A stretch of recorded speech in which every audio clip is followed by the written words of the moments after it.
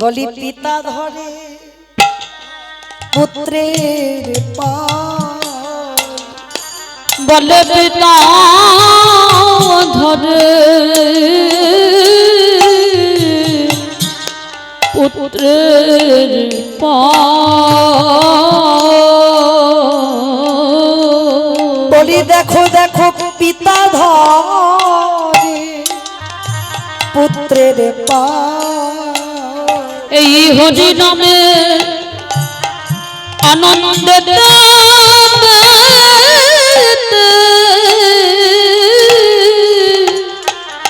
বলে পিতা ধরে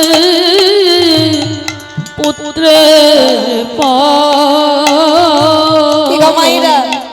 এই কীর্তনিয়ারা অনেকে বয়সে কত ছোট হয়, কিন্তু দেখবেন অনেক বয়স্ক মা বা বাবা ছুটে এসে আবেগে কৃষ্ণ প্রেমে বিভোর হয়ে চরণ দুটো জড়িয়ে ধরে। শুধু চরণ জড়িয়ে ধরে না, বলি ধরা ধরিয়া জরা জড়ি, আবার মুখে বলে হরি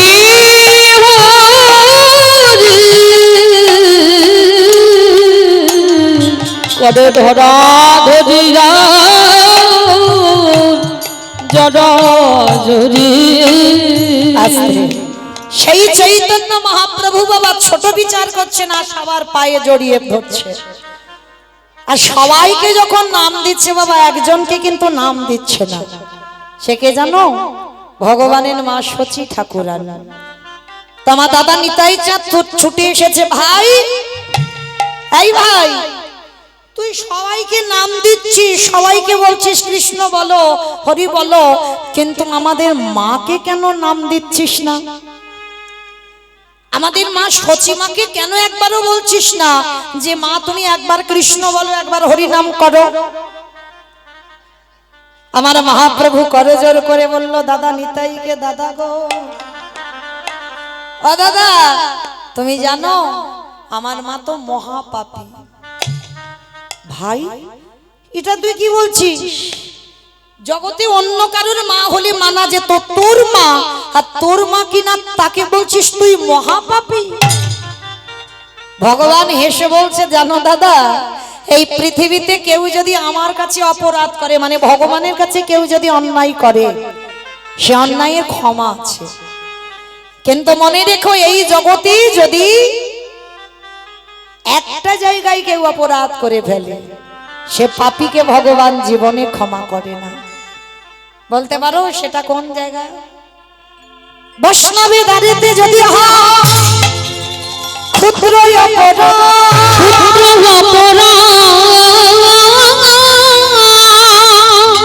মহা মহা ভজনেতে পড়ে যায়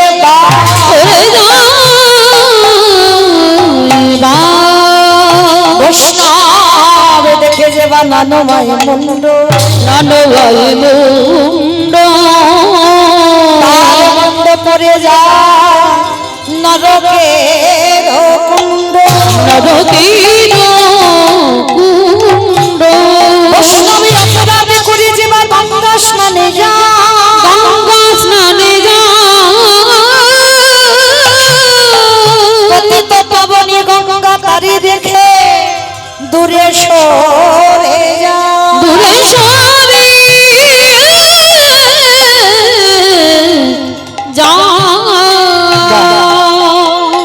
তাহলে মহাপ্রভু কি বললেন? সবার কাছে অপরাধ করো, এমনকি ভগবানের কাছে যদি কেউ করে ক্ষমা হয়। কিন্তু বৈষ্ণব দাঁড়িতে যদি হয় ক্ষুদ্র অপরাধ, অজান্তেও যদি হয়ে যায়,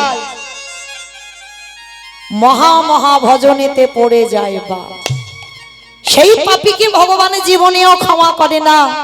আর মানে তাই চাঁদ বলছে, ভাই আমাদের মা কি এমন অন্যায় করেছে যার জন্য তুই মাকে বলছিস মহাপাপী? বলে করেছে দাদা, করেছে। তুমি জানো না এ জগতে কে কি করছে?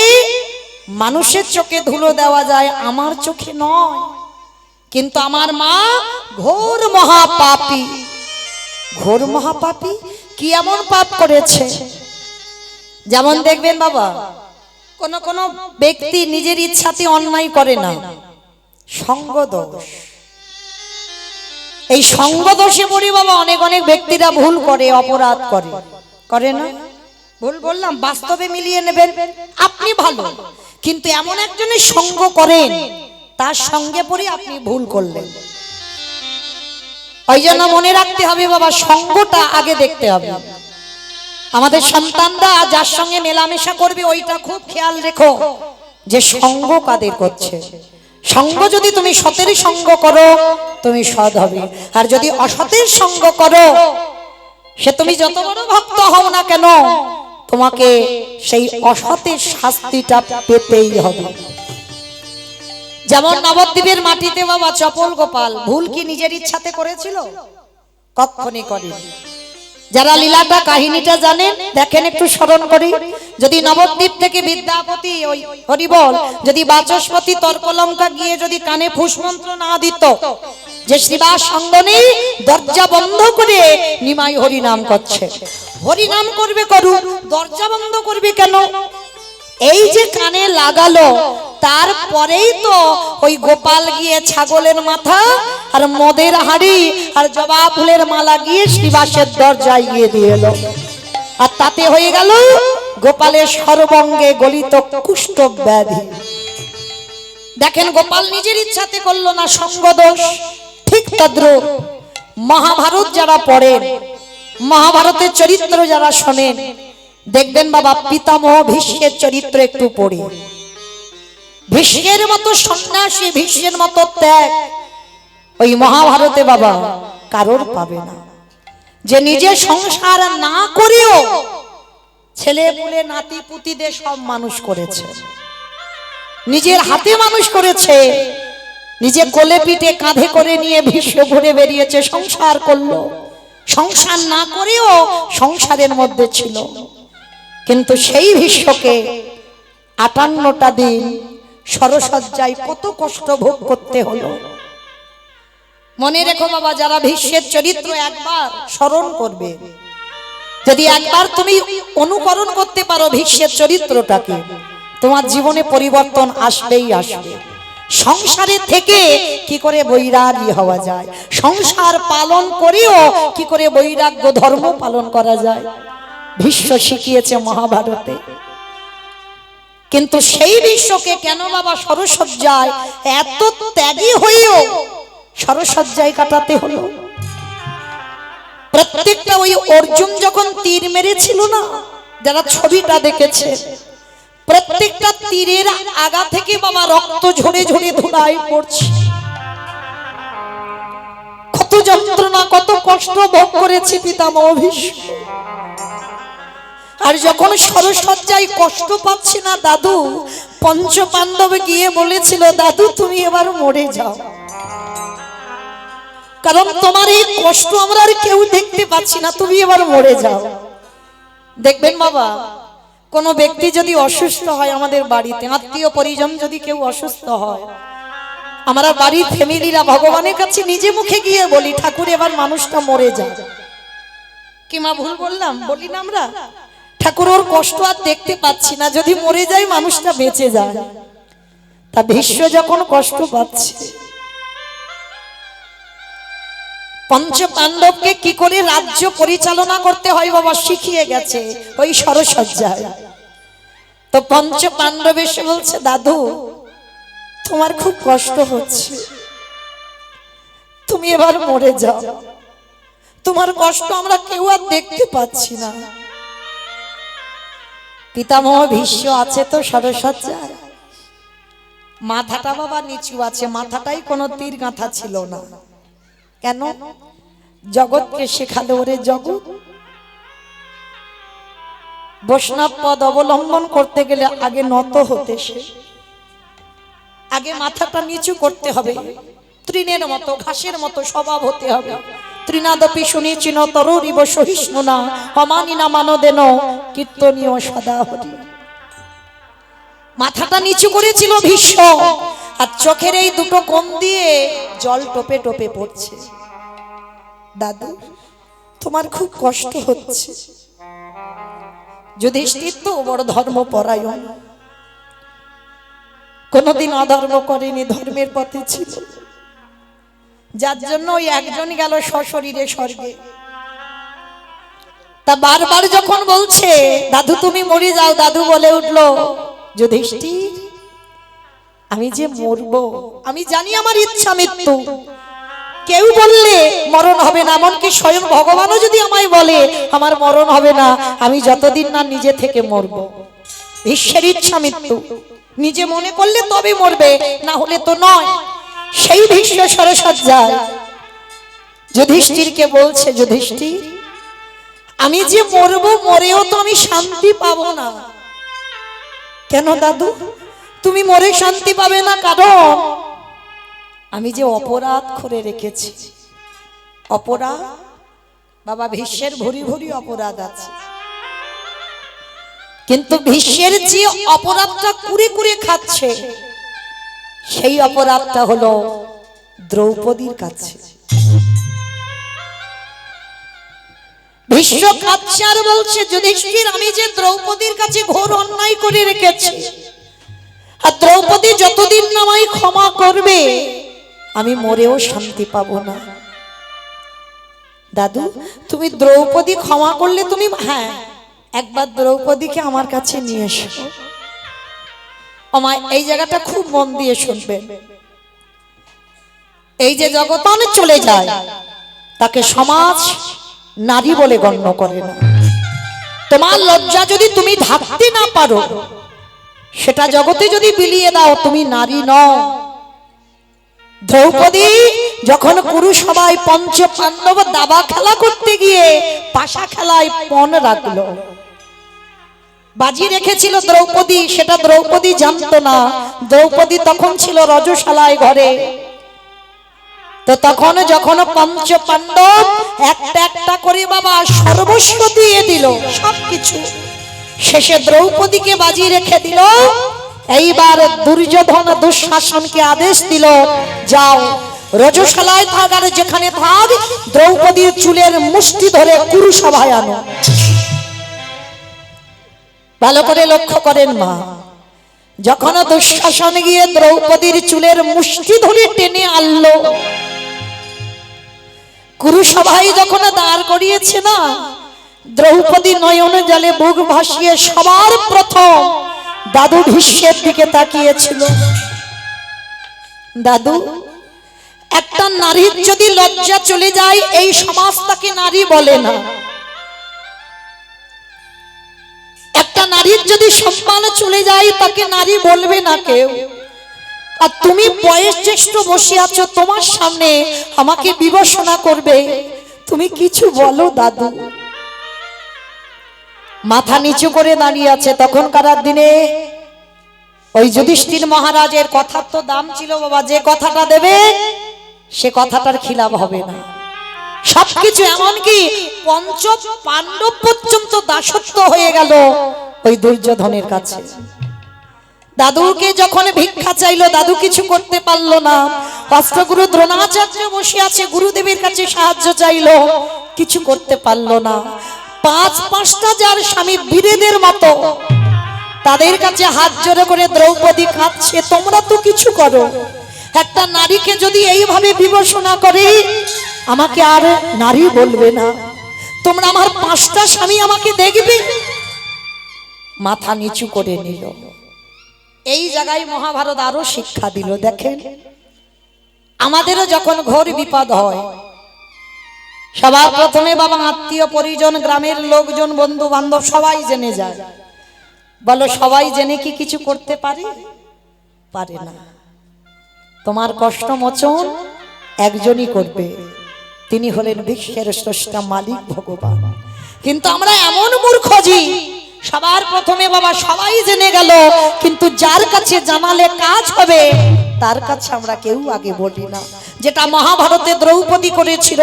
কোনদিন দুঃশাসন বক্ষের কাপড় ধরতে পারত না যদি একবার সখা কৃষ্ণকে প্রথমেই স্মরণ করত। করেনি। দ্রৌপদীর মতো নারীকে সেখানেও ভুল হলো। আর আপনারা আমরা তো তুচ্ছ। যখন স্বামীরা কিছু করতে পারলো না, যখন ভীষ্ম মাথা নিচু করে নিল, অষ্টগুরু মাথা নিচু করে নিল, তখনই দ্রৌপদীর মনে হলো তাহলে এরা তো আমার কেউ নয়। যখন সব শেষ হয়ে গেল, একটা নারীর লজ্জা চলে গেল, তখন মনে করলো এরা আমার কেউ নয়। এরা যদি কেউ হতো তাহলে আমার সম্মানে যেতে এরা দেখতো না। তাহলে যাকে বললে কাজ হবে একবার তাকে ডেকে দেখি। তখনই ওই বক্ষের কাপড়টা ধরে একবার ডাক দিল, হে ব্রজেন্দ্র নন্দন কৃষ্ণ দেখা দাও। এলো না। হে দ্বারকাধিপতি কৃষ্ণ দেখা দাও। এলো না। হে গোলকপতি কৃষ্ণ দেখা দাও। এলো না। অত সোজা নয়, তুমি ডাক দিলে আর কৃষ্ণ ছুটে চলে এলো। ডাকার মতো তো ডাকবে, তারপরে তো সে আসবে। তিনবার ডাকলো, কৃষ্ণ এলো না। এইবার দ্রৌপদী বলে উঠলেন, ও তার মানে তুমি চাও যে একটা নারীর সম্মান চলে যাক। বেশ, এ দেহ মন প্রাণটা তুমি তোমার চরণে দিয়ে দিয়েছি, তাহলে এ দেহটা আমারও নয়, আমিও আমার নয়, সবটা তোমার দিলাম। তুমি যখন এটাই চাইছো একটা নারীর সম্মান চলে যাওয়া মানে তোমার সম্মান চলে যাওয়া, দেখি তুমি কি করো। এইবার দ্রৌপদী বক্ষের কাপড় ছেড়ে দিয়ে একবার ডাক দিল, হে প্রাণপতি দেখা দাও। হে প্রাণপতি দেখা দাও। প্রাণপতি দেখা দাও। হে প্রাণপতি দেখা দাও। প্রাণপতি দেখা দাও। যেই না বললাম প্রাণপতি দেখা দাও, ওই আঙুল থেকে কাপড়টা খুলছে কৃষ্ণ রথে বসে। কেন গো, এটা তো দ্রৌপদীর দেওয়া, এটা দ্রৌপদীরই দেওয়া। সেই যে যেদিন শিশুপাল বধ হলো বাবা, শিশুপাল যখন জন্ম নিয়েছিল 4টে হাত নিয়ে জন্মেছিল, 4টে হাত। আর যখন এই 4টে হাত নিয়ে জন্মালো, বলো তো মা, কেউ যদি কোনো সন্তান যদি 4টে হাত নিয়ে জন্মায় কি মনে করবে?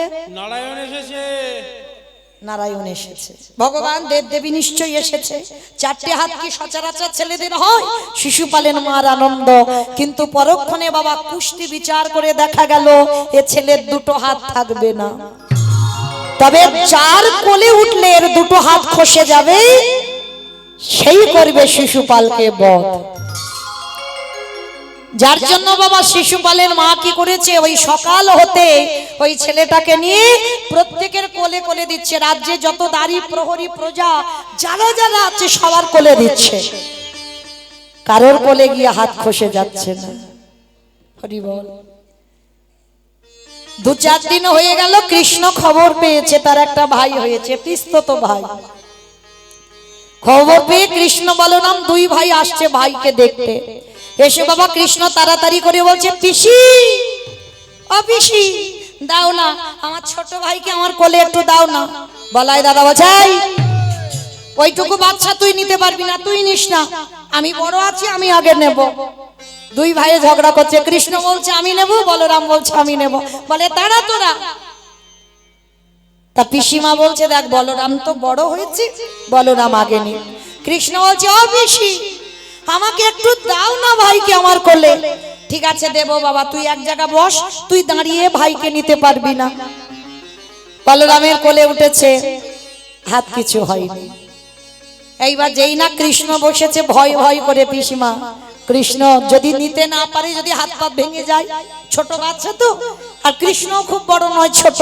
এইবার কৃষ্ণের কোলে দিয়েছে, আর যেই না কৃষ্ণের কোলে দিয়েছে সঙ্গে সঙ্গে কৃষ্ণ পরশ করতেই 2টো হাত খসে মাটিতে পড়ে।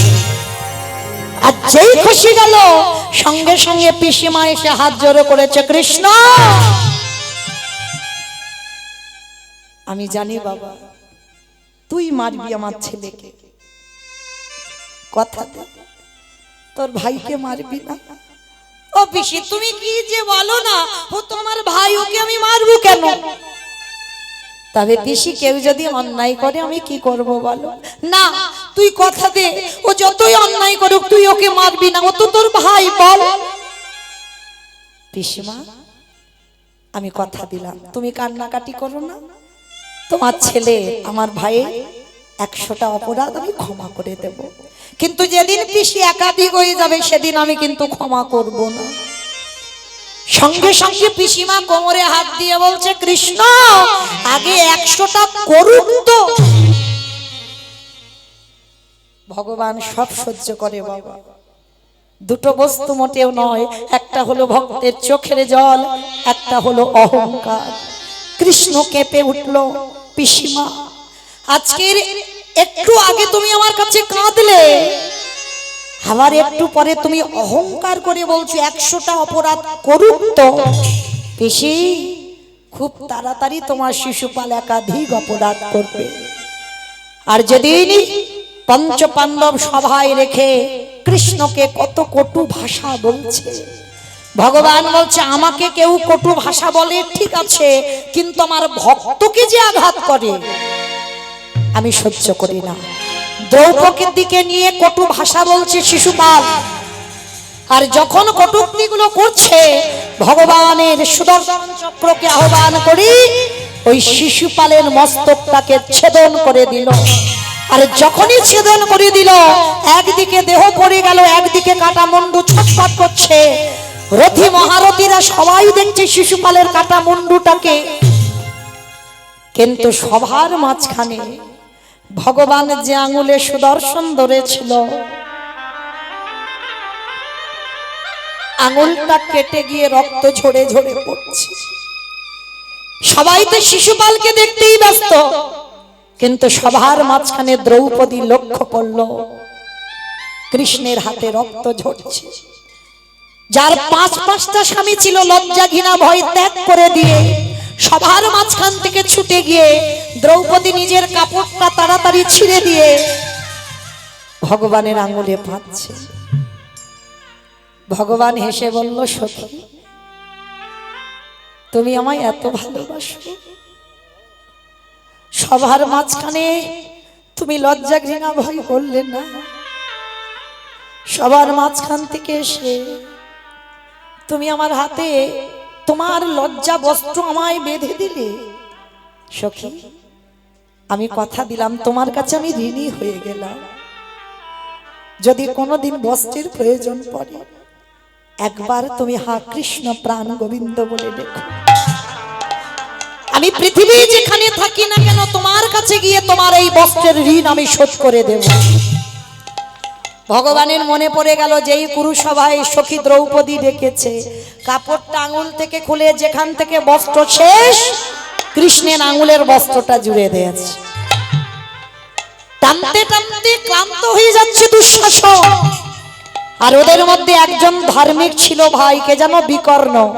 বিকর্ণ বলেছিল দাদা তুমি বন্ধ করো, দ্রৌপদীকে যে রক্ষা করবার মালিক সে এসে গেছে, পারবে না পারবে না ওর লজ্জা হরণ করে দিতে। দ্রৌপদী হেসে বলল আচ্ছা সখা কৃষ্ণ আমি তোমায় এতক্ষণ ধরে ডাকলাম তুমি এলে না কেন? ভগবান বলছে দেখো আমি আসতে দেরি করিনি, তুমি ডাকতে দেরি করেছো। আমি তো সবারে দরে যাইয়ে দাঁড়িয়ে আছি।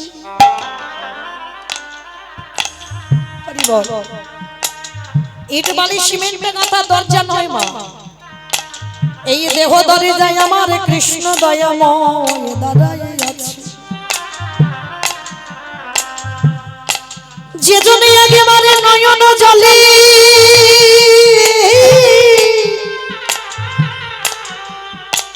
কাদা প্রাণে ডাকার মতো ডাকি, আমি তৎক্ষণাৎ তার হৃদয়ে ঘরে, আমি তৎক্ষণাৎ তার হৃদয়ে ঘরে প্রবেশ করি। দ্রৌপদী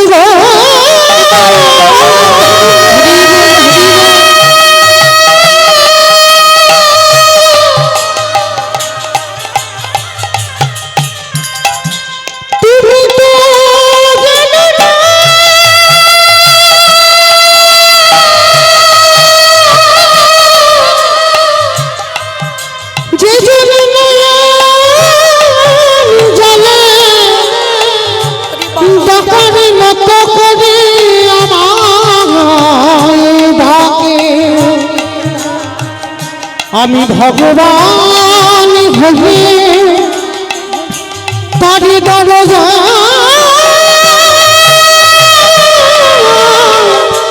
বাধা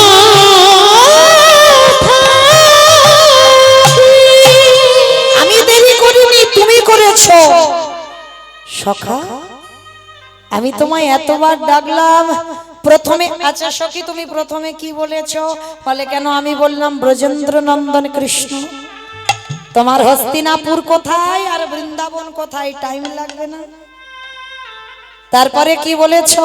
হে দ্বারকাধিপতি কৃষ্ণ দেখা দাও, কোথায় হস্তিনাপুর কোথায় দ্বারকা, 3 দিনের পথ, টাইম লাগবে না? তারপরে কি বলেছো? হে গোলকপ্রতি কৃষ্ণ দেখা দাও, কোথায় হস্তিনাপুর কোথায় গোলক, টাইম লাগবে না? আচ্ছা সখা, তাহলে 3 বার নয় টাইম লাগলো, 4 বারে টাইম লাগলো না কেন? 4 বারে কি বলেছে সখী? কেন? আমি বললাম প্রাণপতি দেখা দাও। ও সখী, তোমার হস্তিনাপুর কোথায় আর তোমার প্রাণ কোথায়? আমার টাইম লাগে। এই জগতে যে একবার প্রাণপতি বলে ডাক দেয়, আমি তৎক্ষণাৎ তার হৃদয় ঘরে প্রবেশ করব। তো আজকে সেই দ্রৌপদীর কাছে গেছে তৃতীয় পাণ্ডব অর্জুন, গিয়ে ডাকছে দ্রৌপদী তুমি একবার দাদুর ঘরে চলো। অসম্ভব! তুমি ভাবলে কি করে আমি যাব তোমার দাদুর ঘরে? যাব না। তোমার দাদু আমার কুরু সভায় মাথা নিচু করে নিয়েছিল, আরো কষ্ট পাবে তোমার দাদু। না দ্রৌপদী, মৃত্যুমুখী মৃত্যু পথযাত্রী মানুষ যদি কিছু বাসনা করে পূরণ করতে হয়, ভুলভাল মানুষ মারতে হয়, ক্ষমা করে দাও। সতী নারী প্রতিবাক্য পালন করবে।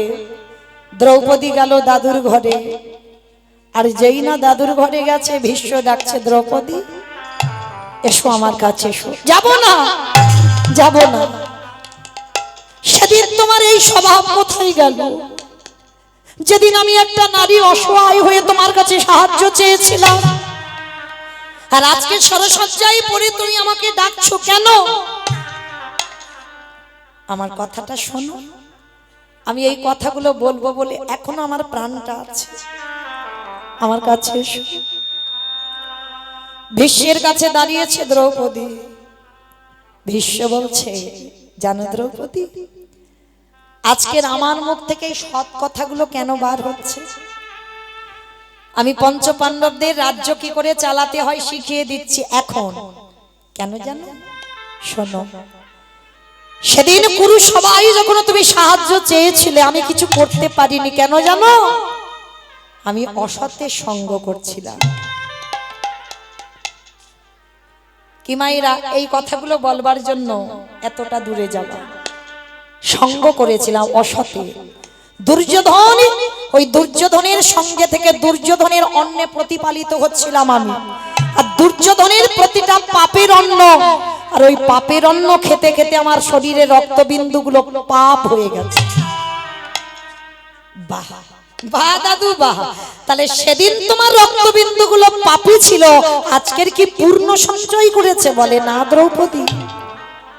ওই তীরের আগার দিকে তাকিয়ে দেখো, আমার শরীরে রক্তবিন্দুগুলো সব ঝরে ঝরে পড়ে যাচ্ছে। আর এখনো যতটুকু আমার শরীরে রক্ত আছে এটা অসতের রক্ত নয়, এটা সতের রক্ত। আর সতের রক্ত আছে বলে আমার মুখ থেকে সৎ কথাগুলো বাহির হচ্ছে।